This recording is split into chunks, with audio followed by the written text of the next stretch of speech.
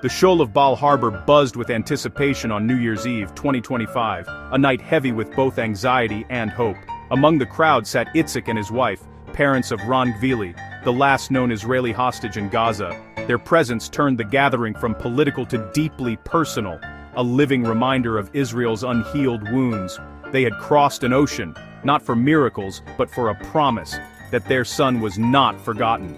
Itzik wore a shirt with Ron's image, a silent plea for his return. The synagogue, still marked by its own past tragedies, now held the collective breath of a community seeking strength.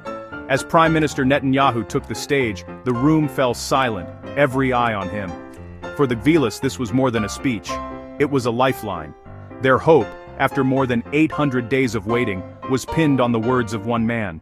Their gaze asked the question that haunted the night: "Will you bring our son home?" To grasp the emotion in that synagogue, you must know Ran Gvili's story. He was a young man at the Nova Music Festival on October 7, 2023, when Hamas turned celebration into chaos. Ran was among those abducted and dragged into Gaza, vanishing into silence. His family clung to hope, as the months, and then years, passed, the list of hostages shrinking. Now, in early 2026, Ran's name stands alone, the last known hostage. Official reports are grim, but his family refuses to accept them. For Itzik, hope is a necessity. He speaks of Ron in the present tense, refusing to let go. The Gvilis' journey to Florida was a symbol of unfinished business, their pain a national burden. Their vigil is shared by millions, all looking to Netanyahu for answers. Their hope is fragile, but it endures. Netanyahu's voice rang out, not with politics, but with resolve. He spoke of unity, strength, and the need for Jews worldwide to stand together against rising anti-Semitism. "We are one people with one destiny," he declared, urging the crowd to speak up and fight back. His words were a call to action, not just comfort. He challenged the community to be proud and unyielding in defending their identity and Israel. The message: turn anxiety into action, and remember the resilience that has defined Jewish history. In that moment, he wasn't just addressing a room, he was speaking to history.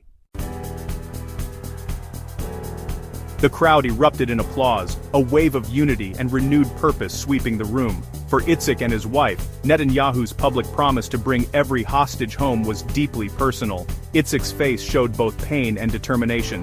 This was the hope he'd come for. The speech became a morale boost, transcending politics and uniting the diaspora with Israel. Joseph Wachs, a leader for October 7th victims, called the visit historic, emphasizing the importance of solidarity. As the event ended, strangers embraced, their unity drowning out the protests outside.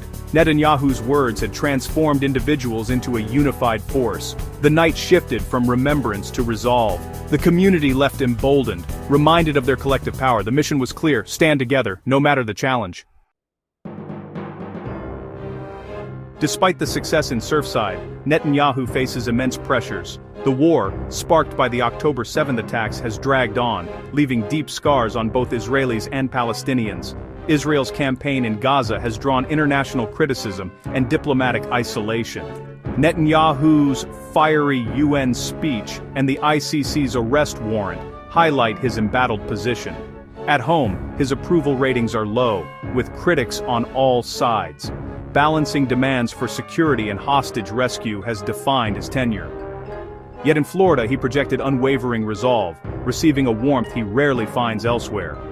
For many in the diaspora, he remains a symbol of Israel's will to survive.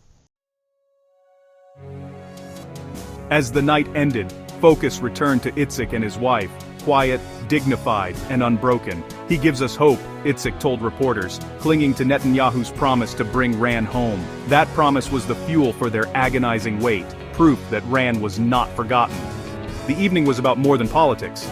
It was about human connection and shared commitment. Itzik's hope, though defiant of grim realities, is essential, not just for him, but for a nation that vows to leave no one behind. The Gvili family story is a microcosm of Jewish resilience and unity. The solidarity in that synagogue showed that, despite distance or politics, the community stands together. The message from Surfside was one of defiant hope. Even in darkness, resilience endures. For Itzik, the fight continues. His hope lights the path forward. As 2026 begins, it is that hope, however fragile, that refuses to fade.